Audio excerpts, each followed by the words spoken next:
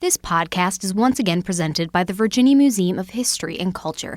Journey through Virginia's rich history and discover hidden treasures. You can learn more at virginiahistory.org.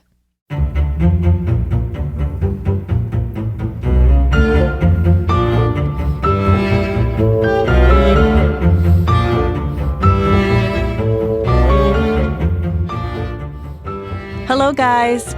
Thank you so much for your support of this little podcast that could. It's been difficult getting it all together during this pandemic, but Kate, Colton, and I are finding a way. For all of you, our loyal listeners, I'm Rachel DePompa, your host. I'm an investigative reporter with the NBC affiliate WWBT in Richmond. I also work for Investigate TV. And welcome to episode 4 of season 3. This week, we are turning back the clock on the week of May 11th through the 17th. The James River is the jewel of Virginia. It begins in Botetourt County, winding 340 miles before it reaches the Chesapeake Bay in Hampton Roads.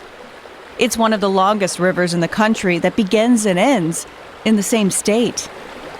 For nature lovers, the James is home to the largest roosting area for bald eagles on the eastern seaboard. Before highways became a thing, the James was the economic spine of the Old Dominion. Major cities were built on its banks for that very reason, including Richmond. The Confederacy chose the river city as its capital because of its economic strength. And when the Civil War began, the Federals knew if they could take this southern headquarters, they could bend the will of the newfound rebel government and restore the Union. Richmond was a constant target. And when attacks by land didn't work, President Lincoln and the U.S. Navy saw an opportunity to end the war, using the mighty James. On May 9, 1862, Norfolk fell to Union forces. The infamous ironclad, known as the CSS Virginia, was purposely destroyed by the Confederates to prevent it from being captured by the Union. The Virginia was the last thing standing in the way of the U.S. Navy and a wide-open James River.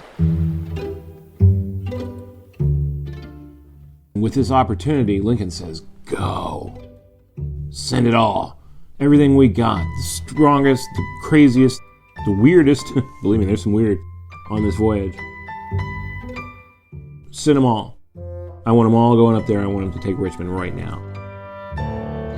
If the Union Navy had come all the way up the James, you could easily imagine a situation where they're standing off Richmond, giving them ultimatums. Surrender or we're going to start shelling. You may remember that voice from season 1. And we are so excited to have him back. Well, hi, everybody. I'm Ranger Mike Gorman with the Richmond National Battlefield Park. I'm one of the historians that works here. It's so much fun to tell a story when Mike Gorman is your guest. Back to that story.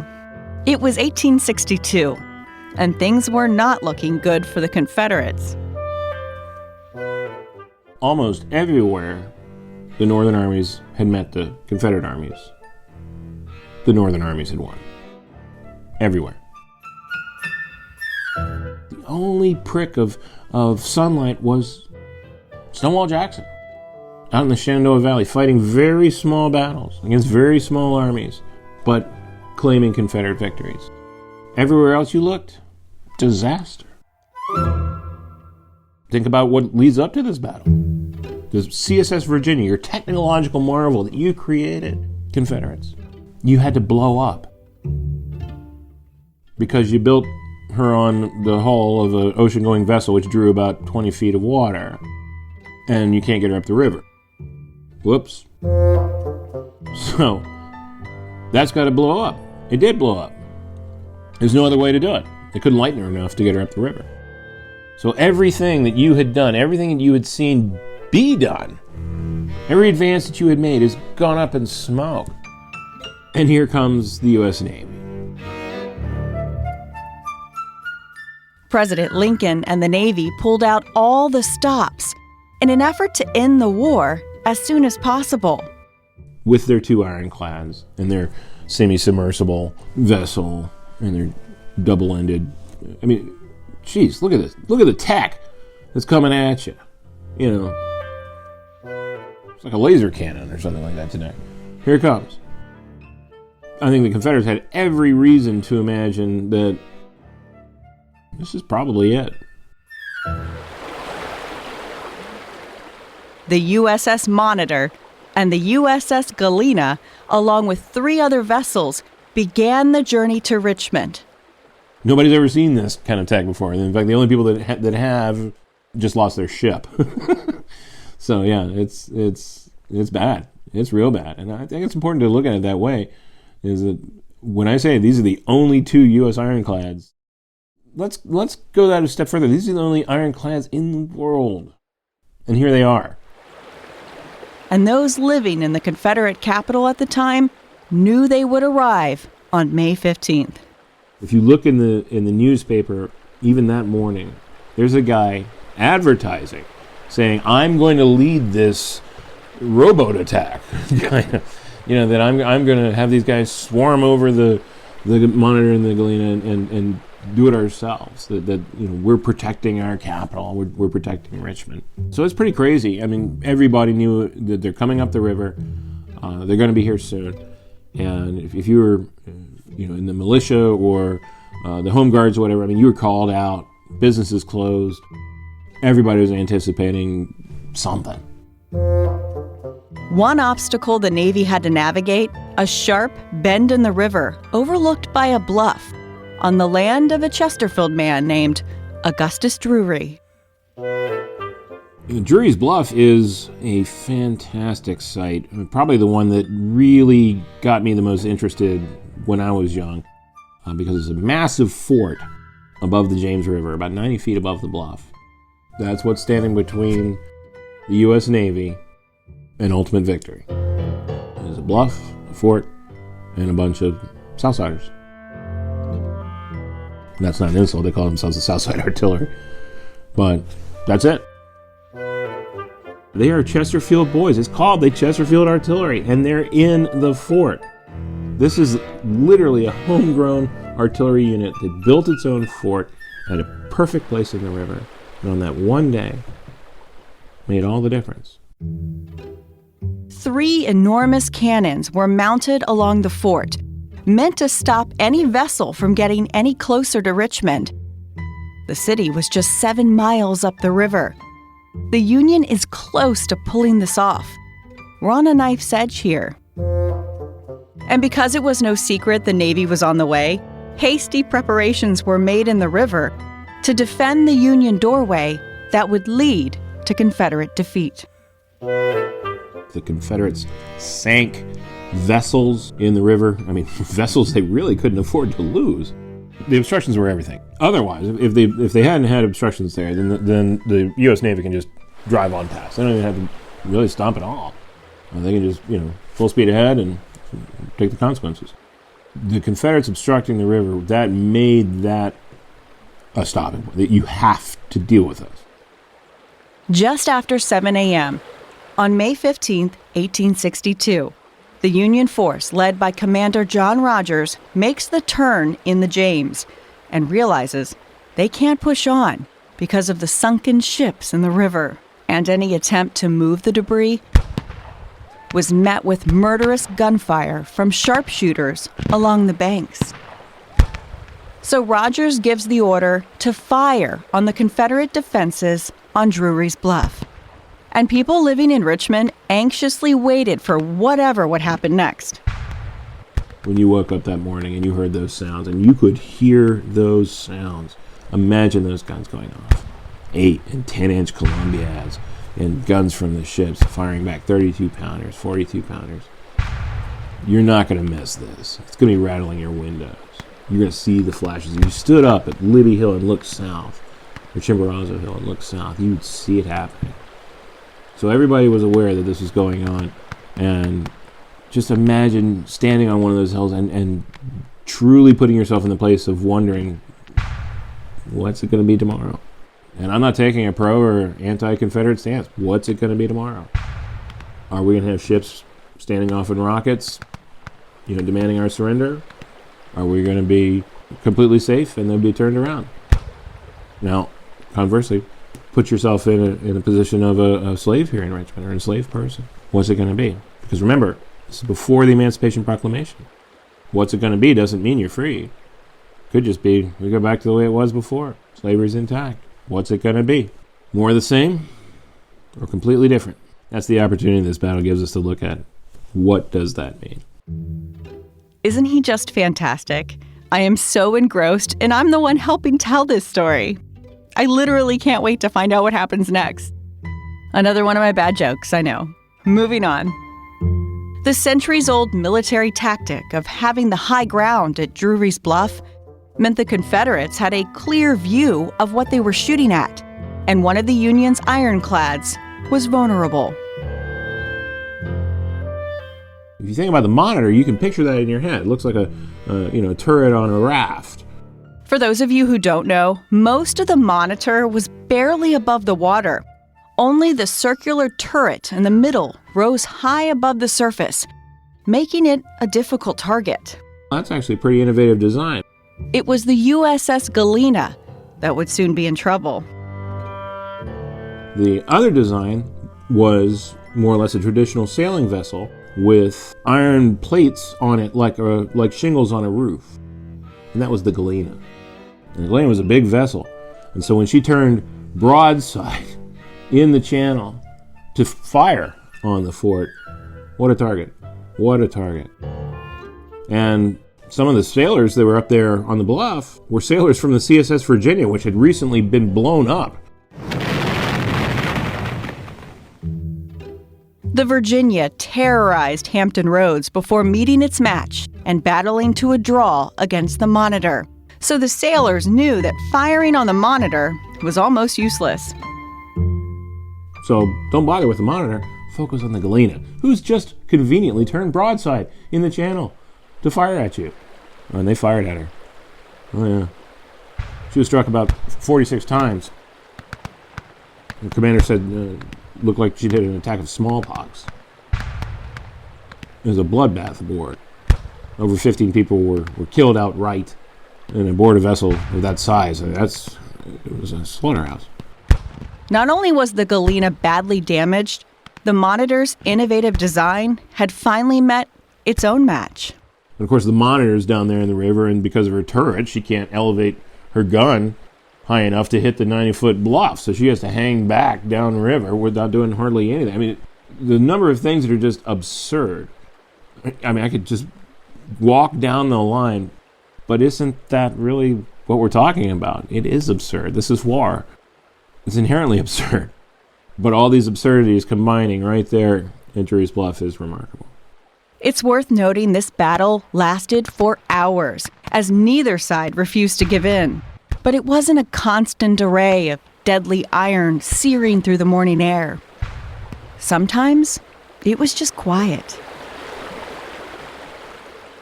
A participant in the battle, who was in the fort, he said at one point they were ordered to hold their fire. And they did so for about an hour. And he crawled under gun number 2 and took a nap. And I love that because when we think, I just told you, the Galena was struck 46 times. It looked like a bloodbath aboard, and it was. But this occurred over 4 hours. And it was slow. There was a period of an hour where there wasn't any fire at all. There's a ship sitting in the river, and occasionally we fire at her. So there's a guy under a gun taking a nap. I love that. In no other battle are you going to find a dude napping somewhere. It just doesn't happen. It can't happen. The Battle of Drewry's Bluff also marked a first for the United States Marine Corps. A man named Mackey, who noticed that the Confederate sharpshooters had taken out, or at least driven off, the U.S. Navy gunners on a particular gun, said, here's a chance for the Marines. And leads his Marines up, and they start doing what they're not trained to do. And it's a very Marine thing to do, I guess. But they came up and started manning the gun and returning fire. When the Medal of Honor was established and they gave it out for the first time, the first U.S. Marine Medal of Honor was aboard the USS Galena. Wow. But the ship was badly damaged, and after hours of abuse, she finally gave way. One of her boilers was pierced, belched black smoke. That's what compelled her to turn back downrange. And the shot that took the Galena out of the battle may have been fired by Confederate sailors who formerly manned guns aboard the CSS Virginia. After this battle, everyone wrote into the newspaper to claim credit, and I'm not going to take a position. Whether it was the Navy or the Army that did the thing that made the thing happen. The thing happened, and it doesn't really matter. The effect is the effect. But whether it was the Army or the Navy that fired the shot, Union Commander John Rodgers, recognizing he was nearly out of ammo and the Galena could go no further, ordered his men to stop firing just before noon. The small Confederate force had just turned away the mighty U.S. Navy, and Richmond was safe. This is a tiny battle, but the results were huge. It meant that the U.S. Navy is not going to try to take Richmond. When they were turned away, they never tried it again. Drewry's Bluff was like the Rock of Gibraltar. They're not going to try to pass it again. When it goes the Confederate way, people in Richmond, they must have felt delivered, and I mean religiously. And the tides of war would soon change yet again. Well, in 2 weeks, 7 Pines. Joseph Johnston is wounded, but who comes to command? Robert E. Lee. And that's why 1862 is so important. You had this moment where it could have gone a completely different way, and it didn't. Instead, it's Robert E. Lee in the driver's seat. Instead, you've got 3 more years of war. But what was the real pivotal point? What was the contingency? It was Drewry's Bluff. Pausing for a moment on that contingency point, there was a lot on the line, and it was early in the Civil War. And think about what a different America this would be. This is before the Emancipation Proclamation.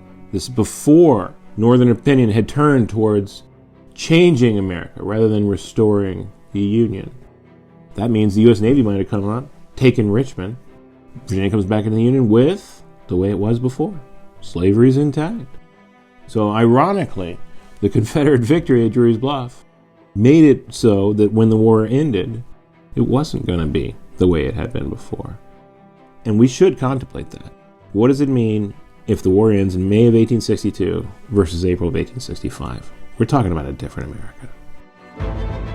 Not only a different America, but the possibility of hundreds of thousands of lives not lost to war. Makes you wonder. It should make you wonder.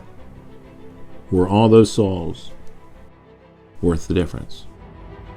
But as we all know today, the war came to an end about 3 years later, in April of 1865. But one of the moments in my mind that really stands out about Drewry's Bluff is a moment in 1865 when President Abraham Lincoln was coming up the James to visit Richmond.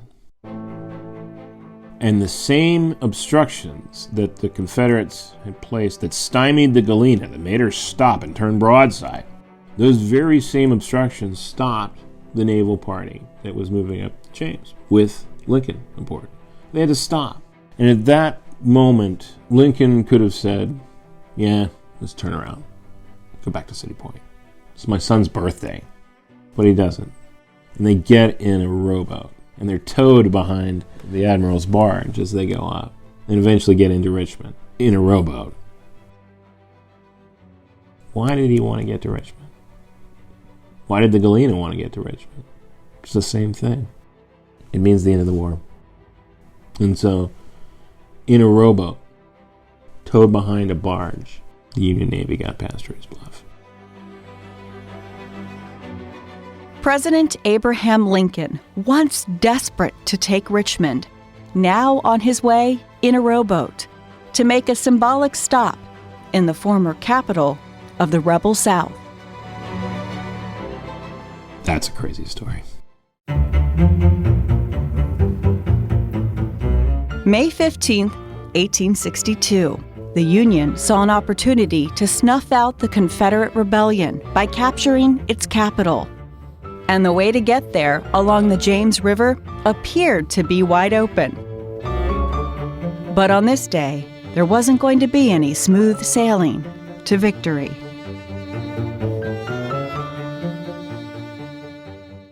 This podcast is sponsored by the Library of Virginia, where collections of more than 129 million items tell the stories of Virginians to nearly 4 million people yearly. Find Virginia history at lva.virginia.gov.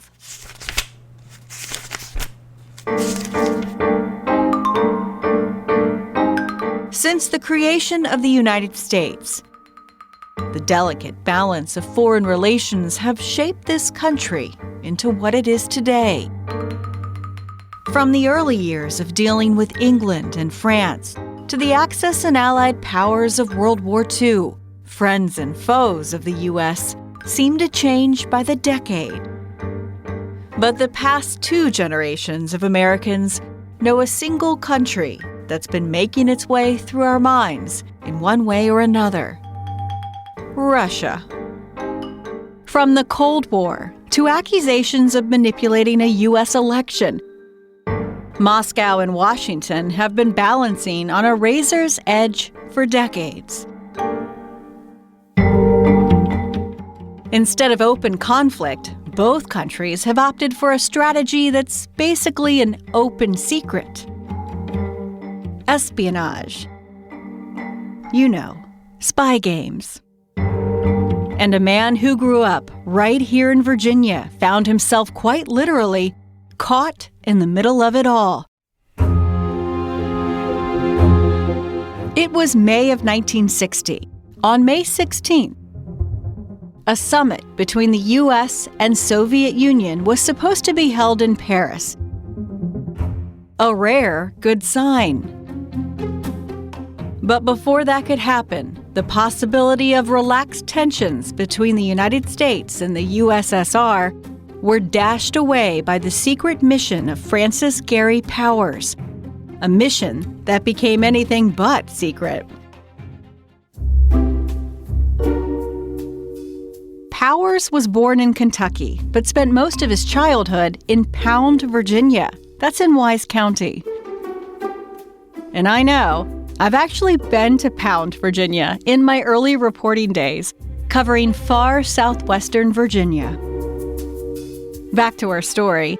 Powers graduated from Grundy High School in 1946, went to college in Tennessee, and enlisted in the U.S. Air Force. He became a fighter pilot in 1952. And just 4 years later, he was recruited by the CIA as a civilian pilot for its U-2 program.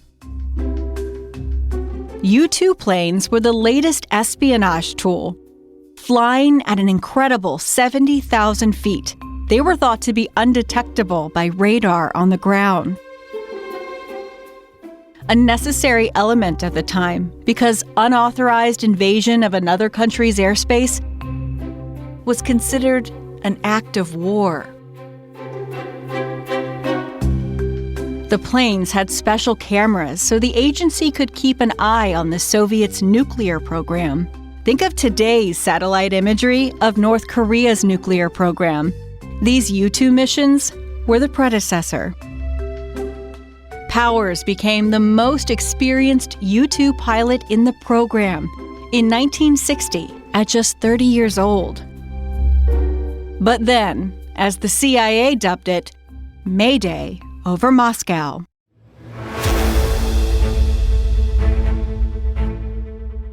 Powers' mission on May 1st, 1960, was supposed to be the first U-2 flight across the whole of Russia. Bad omens appeared from the start. The flight was postponed 3 times due to weather, and the delays resulted in his original plane being grounded for maintenance. So instead, he got into the cockpit of a U-2 spy plane with a reputation for malfunctioning. And he did something he's never done before. He accepted a silver dollar to take along on his flight. But this is the CIA, and that was no ordinary silver dollar. The coin concealed a pen coated in poison. You know, in case the mission went sideways. We're totally going James Bondish here. Powers took off from Pakistan, rising in altitude until the outside temperature reached a balmy 60 degrees below zero. Not even halfway to his destination in far-flung Norway, the autopilot on his plane broke down. Powers decided to fly manually to complete his mission. 4 hours after takeoff and high above the USSR, Powers heard a dull thump. The plane shook, and he saw a bright orange flash. He'd been spotted. It was a Soviet missile. Powers was in trouble. He no longer had control of the aircraft. It began a deadly spiral towards the Earth. Tail first. As his body pumped him full of adrenaline, he knew he needed to get out. He also needed to pull the destruction switches to get rid of the evidence of his mission. Because of the G-forces on his body, he had moved out of position in the cockpit, meaning if he ejected, his legs would likely be cut off. His last option was to climb out at more than 30,000 feet. After removing the canopy above him, he was sucked halfway out of the plane. His oxygen hoses were the only things keeping him attached. His faceplate frosted over in the high altitude, rendering him blind. In a panic, he tried to flip the destruction switches for the camera system twice, but life-saving instincts took over, and he began to kick with all his might until the oxygen hoses broke, freeing him from certain death. His parachute opened, and he watched as parts of his plane hurtled towards the ground. As he floated down, he considered using the pin inside the silver dollar, but he had just escaped the grips of death once, and he was clinging to the hope that he could survive. Shortly after landing safely on the ground, he was captured by men believed to be from the KGB, Russia's version of the CIA. Powers told them he had lost his direction and accidentally flown into Soviet airspace. His story crumbled in front of him when wreckage from his plane was brought in, including a map that clearly outlined his course. He dropped his cover story and admitted he was working for the CIA. He was flown to Moscow in what would have been a harrowing flight, considering he had just survived a plane crash. For several weeks, he was interrogated every day for 11 hours as pieces of his plane were put on public display in Moscow as evidence of American espionage. In the days following the crash, it was a foreign affairs fiasco for the Dwight D. Eisenhower administration back in Washington. Once they knew Powers was alive, they tried to cover up the mission by claiming it was a routine weather flight that experienced an issue with oxygen, causing Powers to black out and drift into Soviet airspace. But the leader of the Soviets at the time, Nikita Khrushchev, revealed that they had recovered most of the plane, including the aerial camera system, and that Powers had already given himself up. Side note, I remember it from school, but I seriously had to practice Khrushchev. Let's proceed. On May 11, 1960, the president acknowledged his awareness of the program, and Powers' flight in particular, saying if the countries couldn't come to an open skies agreement, something Khrushchev rejected in 1955, the spy flights were necessary to national defense. Khrushchev demanded an apology, but Eisenhower refused, and the State Department later said Eisenhower even approved each U-2 flight himself. That brings us to May 16th. Tensions were still high as the pair of world leaders were set to meet at a summit in Paris. Khrushchev wasted no time lighting into the U.S., saying Eisenhower would not be welcome in Russia during his scheduled visit that June, condemning the Americans' quote, provocative actions and demanding Eisenhower ban future flights. When the U.S. president agreed to a suspension of the flights, Khrushchev had enough. The summit that held the possibility of beginning a peaceful coexistence between the two countries ended with no further meetings. And Eisenhower's planned trip to the USSR the following month was scrapped. The Cold War would continue. While all of this was happening in France, Francis Powers was still in a Russian prison. His trial began on his 31st birthday, in August of 1960, where he was convicted of spying and sentenced to 3 years in prison and another 7 years of hard labor. But on February 10, 1962, 1 year, 9 months, and 10 days after being captured, Powers was freed in an exchange for Soviet spy Rudolf Abel. They were traded for one another along a bridge in Berlin, known as the Bridge of Spies. This moment in history was made into a movie in 2015, starring Tom Hanks and directed by Steven Spielberg. Quick side note here, one of the first Americans to see the wreckage of Powers' U-2 plane in Moscow was Steven Spielberg's father. He just happened to be in Moscow at the time on business. Anyway, Powers returned to the United States a very controversial figure. Many believed he should have destroyed the espionage evidence before escaping the plane, while others were convinced he should have used the poison pen. Remember, the Cold War was on the mind of most Americans during this time, and people were worried what kind of intelligence Powers gave his captors. As pressure mounted, Powers went before Congress in a public hearing. It lasted only 90 minutes, and he was cleared by the U.S. government of allegations of misconduct. Declassified documents decades later would show that Powers followed orders by having a cooperative attitude, but never gave out secret information, and refused to denounce the country he called home. The only intelligence the Russians gained was the pieces of mangled metal and equipment from his plane. He continued working for the CIA shortly after his return, and eventually flew U-2 test missions with Lockheed starting in 1963. But his incredible story has a tragic end. In the 1970s, he worked as a helicopter pilot and traffic reporter in Los Angeles, and on August 1, 1977, Powers' chopper went down, killing him and his cameraman. The CIA says the helicopter had a faulty fuel gauge.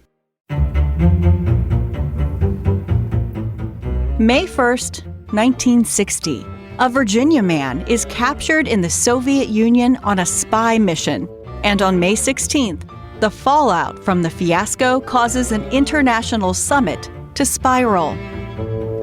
Nikita Khrushchev abandoned further attempts to cooperate with Eisenhower, instead waiting for the new commander-in-chief, John F. Kennedy. Before his death, Francis Gary Powers was asked how high he was flying on that fateful May day, and he would answer, "Not high enough."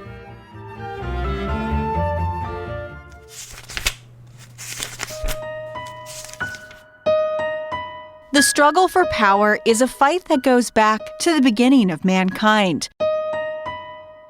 As society has evolved, that struggle has taken new forms: political power, financial power, geographic power. As views and beliefs within communities have changed, so too have the people wielding the power. It was no different here in the United States in the 1860s. Views and beliefs on slavery, states' rights, you name it, were growing further and further apart. The country split in two. The man with the power in the North, President Abraham Lincoln. The South, Confederate President Jefferson Davis. When the war ended in 1865, the rebellion's leader was not executed. Jefferson Davis's life was spared, but his imprisonment had just begun. That brings us to May 13th, 1867. After just 2 years of confinement in Virginia's Fort Monroe, Jefferson Davis was released on $100,000 bail. That would be well over $1 million today. The disgraced Davis arrived to Fort Monroe as a prisoner in May of 1865, about a week after he was captured in Georgia. He was placed in a damp casemate, or cell. A few days after his arrival, karma arrived in the figures of the fort's commander and a blacksmith. The man who heralded the institution of slavery was about to know the feeling of being shackled in chains. Davis violently resisted and had to be subdued. A man who witnessed the event wrote that Davis was crying as the iron was placed on his legs. The press got wind of the shackling of the Confederate leader, and just days later, the War Department ordered the shackles removed. Through it all, Davis was constantly monitored by soldiers who ensured that he ate, didn't try to escape, and didn't try to end his own life.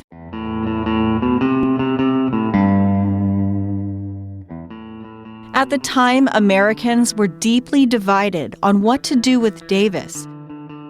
The government thought it could prosecute him for somehow being involved in Lincoln's assassination, for mistreating Union prisoners during the war, or frankly, leading a rebellion against the United States.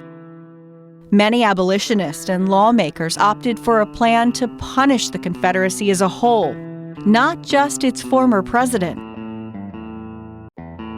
Many civilians wanted Davis dead, asking the new president, Andrew Johnson, to hang him. Some wrote to the president, volunteering to construct the gallows. Johnson favored murder charges to get justice for the man whose position he inherited. But when the trial of Lincoln's conspirators didn't produce evidence to tie Davis to the assassination, Johnson decided to pursue charges of treason. In June of 1865, a federal court in D.C. said Davis was, quote, being moved and seduced by the instigation of the devil to excite rebellion, insurrection, and war against the United States. President Johnson said Davis was the head devil among the traitors and he ought to be hung. But he also acknowledged Davis should have a fair trial. It was decided that the 57-year-old alleged traitor would be tried in Richmond, the former capital of his very own government. Months would go by as officials debated how to move forward. Meanwhile, in Fort Monroe, Davis's imprisonment restrictions were being relaxed. He was transferred out of his small casemate in October 1865 to larger living quarters. In the following May of 1866, his wife, Verena Howell Davis, was allowed to live on the fort to see her husband. Another year would go by, and some prominent Northerners complained that Davis was being denied his right to a speedy trial, saying it needed to be done so the nation could heal. That brings us up to May 13th, 1867, when Davis was finally granted that $100,000 bail, much of it paid by wealthy men in the North. Davis was prepared for a trial to argue the original Constitution gave states the right to secede. He was ready to say he did not betray the United States because once Mississippi left the Union. He was no longer a U.S. citizen and therefore not treasonous. Some thought and worried he might win. The trial was set to begin in March of 1868. But it was delayed yet again due to the impeachment trial of President Johnson. That's a segment for another day. Before the actual trial got underway, the defense argued the case should be dismissed, citing the newly ratified 14th Amendment, which included a provision barring those who participated in the rebellion from holding public office. Lawyers argued Davis was being punished by that provision, and therefore the charge of treason violated the double jeopardy restriction of the Fifth Amendment. The court in Richmond was divided, and the case was certified to the U.S. Supreme Court. But before the nation's highest court could decide,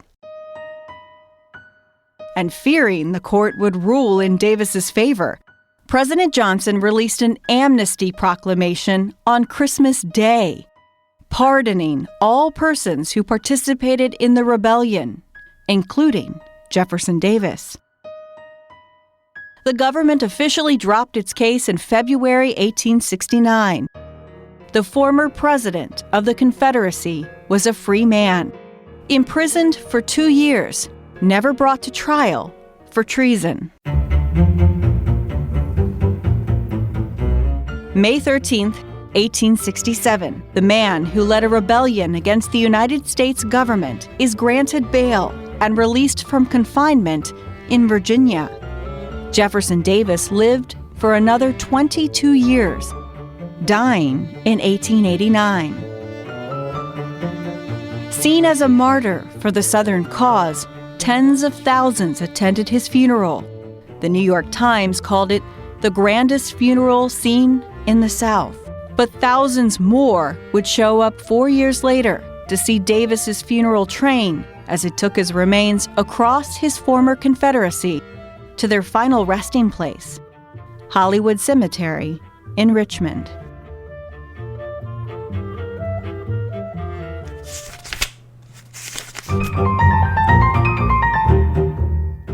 Come to Richmond, Virginia, and you really can't escape the Civil War. It's everywhere, it definitely is.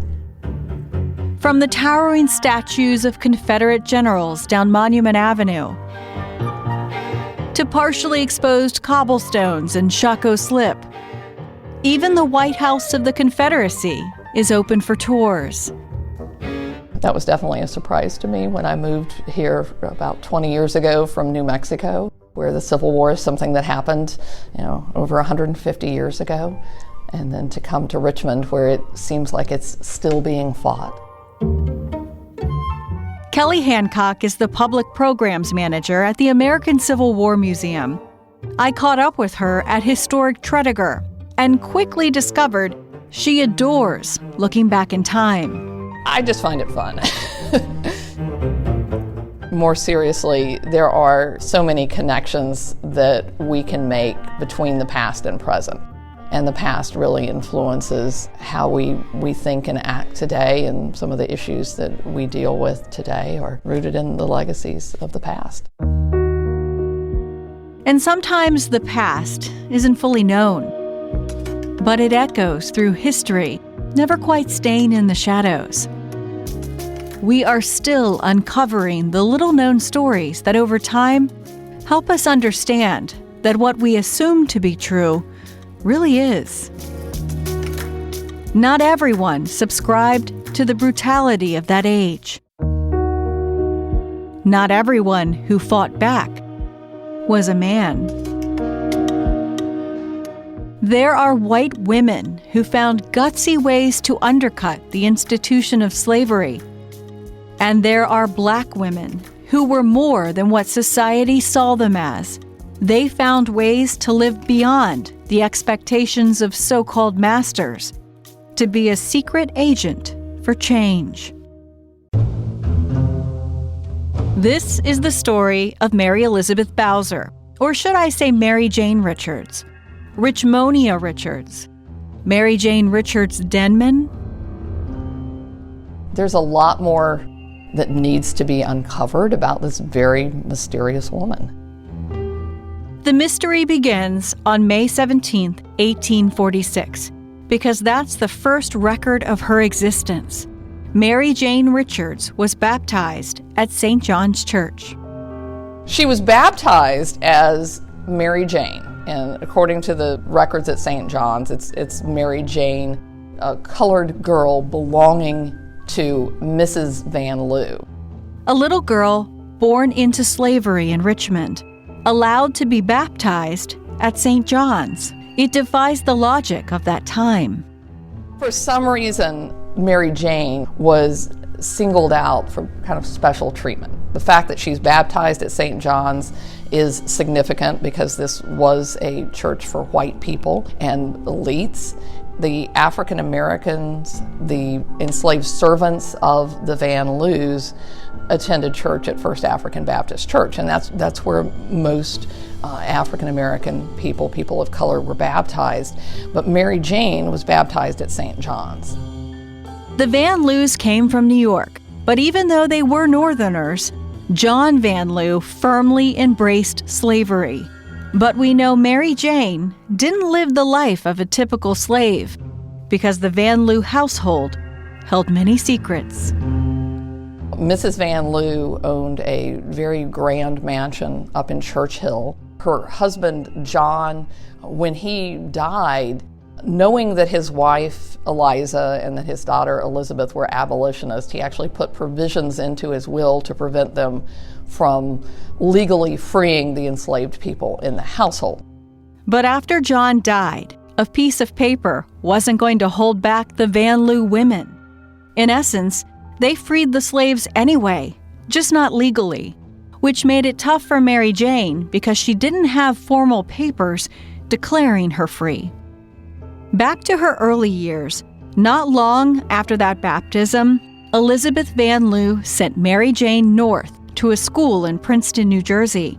And then there's a ship manifest showing a 15-year-old Mary Jane traveling to Liberia in West Africa to join a missionary community. And she was not happy there. And she wrote to Elizabeth Van Loo and expressed her difficulties. And Elizabeth Van Loo corresponded with officers at the American Colonization Society to get Mary returned to the state. And this is research that was done by Elizabeth Barron, who wrote the biography on Elizabeth Van Loo, Southern Lady, Yankee Spy. And in these letters, Mrs. Van Loo really expresses a lot of concern and responsibility for Mary. When Mary Jane finally arrives back in Richmond, she's arrested. It happened to be when Eliza and Elizabeth were both out of town. Mary Jane was arrested for not having her papers, because at this time a free person of color had to have papers to prove that they were free. So she didn't have free papers, so she was arrested, and this is in the summer of 1860. The Van Loos had to pay a $10 fee for letting their slave, quote, go at large. The arrest and fine even made the local paper, the Richmond Whig. Now, the correspondent from the Richmond Whig didn't completely buy this whole story, because they knew that this woman had also been over to Liberia, and there's some comment made about Liberia being a strange place for a slave to go and come from, because that's definitely not at all typical. During the arrest, Mary Jane gives police two different names, Mary Jones and Mary Henley. It's the start of her many aliases through her lifetime. Now, the Jones is interesting because in the U.S. Census for 1860, Mary Jones is listed as a free mulatto woman in the Van Lew household. So we see that name Jones pop up again, even though all the correspondence with the American Colonization Society revolved around Mary Richards. I'm sure, like a lot of you, I couldn't help but wonder why the Van Lew women took such an interest in Mary Jane. We don't know who Mary Jane's parents were, so it could be that perhaps one of the White Richards was a parent of Mary Jane. And maybe that's why they took an interest in her, but that's strictly speculation. Mary Jane is described as being the term of the day mulatto, which was a biracial person. Mary Jane gets another name on April 16, 1861. She's married. There is a marriage record of Mary to Wilson Bowser, and they're listed as colored servants in the Van Lew household. Perhaps that's where the Bowser comes in, and that's why she was remembered as Mary Elizabeth Bowser. The ceremony took place at St. John's Church, just 4 days after Confederate troops opened fire on Fort Sumter. In the history books, she's mainly referred to as Mary Jane Bowser, but this is really the only time we ever learn of Wilson, or that she was married. After the Civil War, we have no record of Wilson Bowser, so we don't even know what becomes of Wilson Bowser.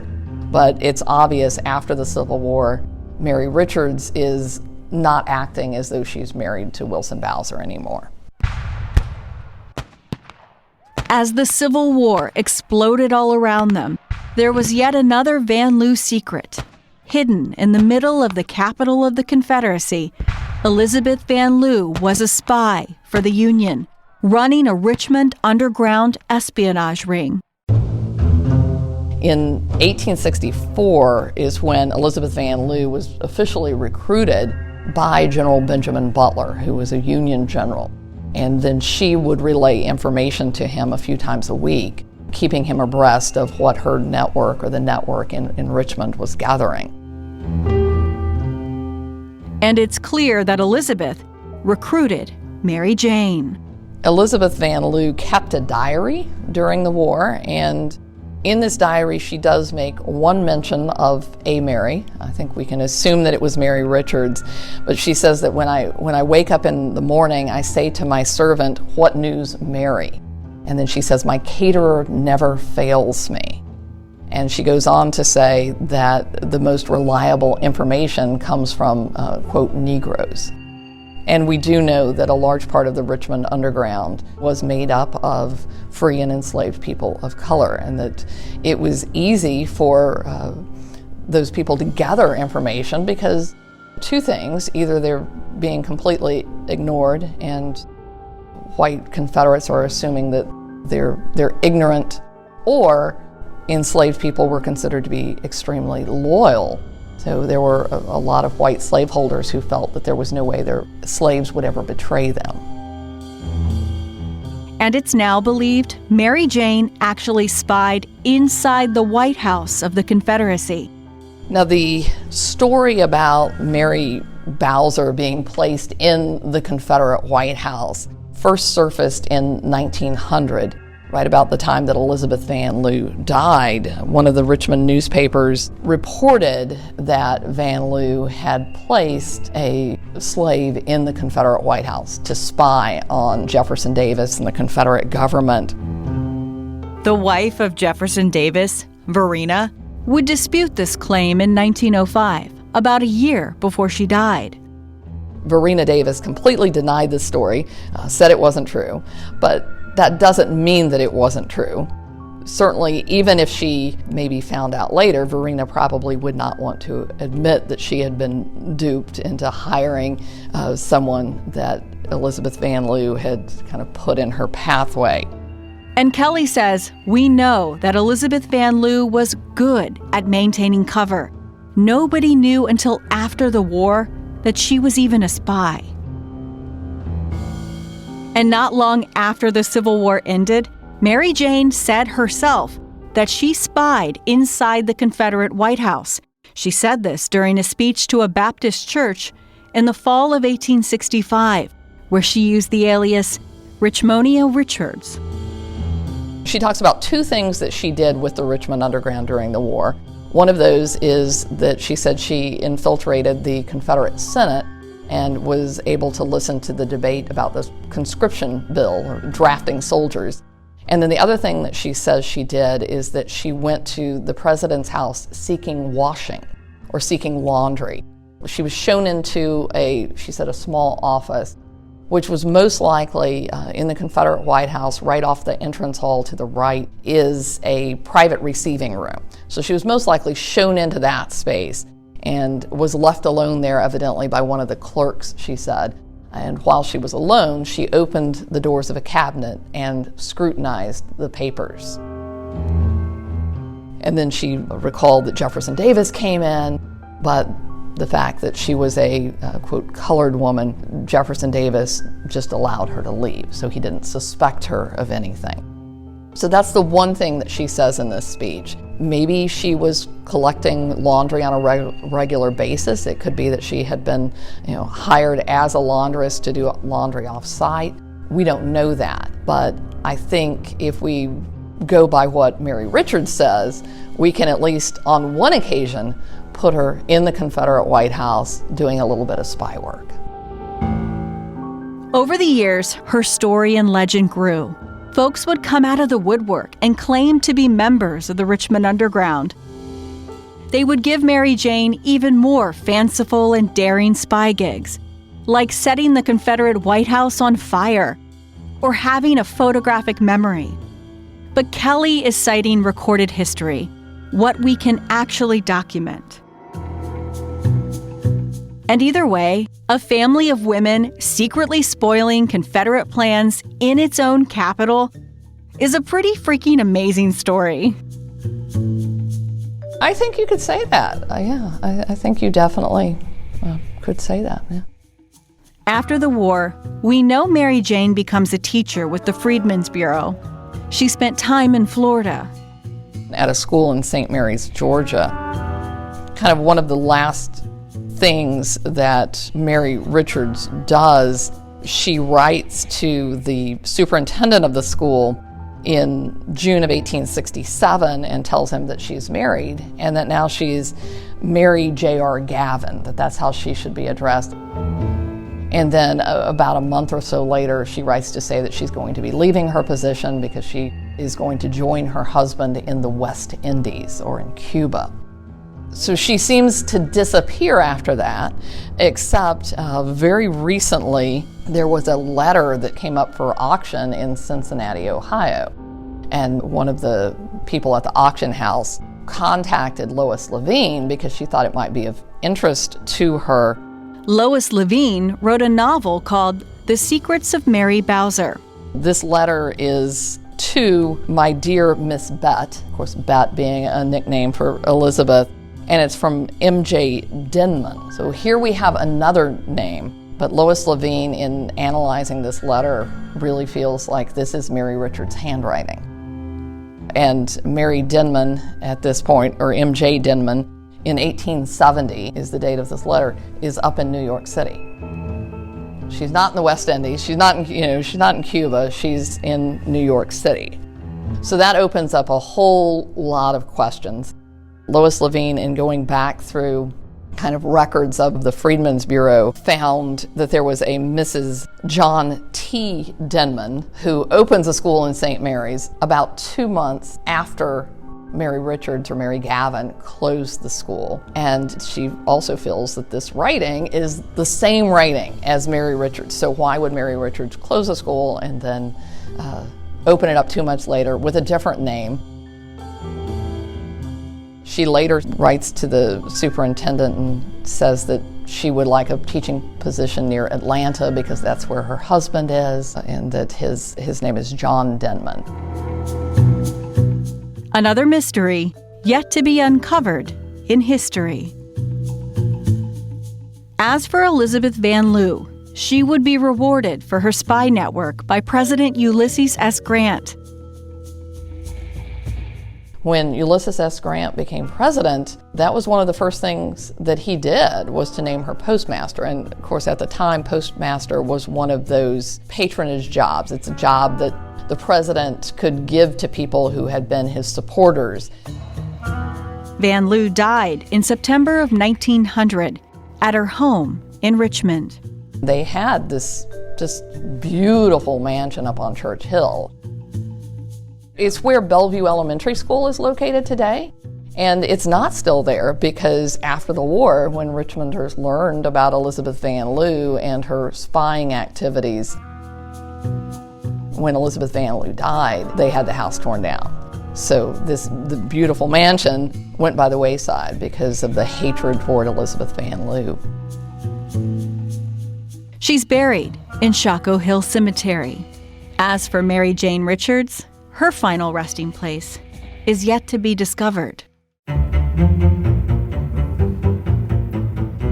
May 17th, 1846, the day a little girl born into slavery stood in a white church to be baptized. We don't know what happened to Mary Jane Richards, where her adventures took her, or even when she died. But you can be sure she had an alias and a way of skirting around the limitations of her time. This podcast is recorded by WWBT NBC 12 in Richmond, Virginia. Thank you to the Pod Squad. That's nerd speak for digital director Kate Albright and executive producer Colton Weekly. This little podcast that could not without these two. Seriously, thank you. And thank you to our guest this week, Kelly Hancock, the Public Programs Manager at the American Civil War Museum, and Ranger Mike Gorman, historian with the Richmond National Battlefield Park. Next week on Episode 5. Not to use the overly cliched term bad optics, but these are terrible optics. A tainted treaty for peace in the Virginia colony.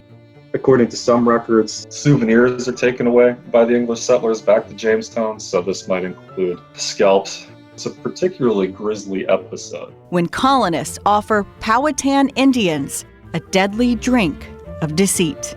Plus, the legend of the Angel of the Battlefield and how her work during the Civil War blossomed into one of the most recognizable organizations that lives on today. And Senator Aaron Burr and Dolly became very good friends, and James Madison saw her on the street and was totally besotted with her and asked Aaron Burr to introduce them. The rest, as they say, is history. The hostess with the mostess is born. America's First Lady. Hello, Dolly Madison. And that is when that term was born. That's next week on Episode 5. If you like this podcast, please support local journalism. You can find stories like these from a little more recent history at NBC12.com. And if you don't mind, and you use Apple Podcasts, rate and review us. It really does help others find us. If you have any questions or ideas, email us at howwegathere@NBC12.com.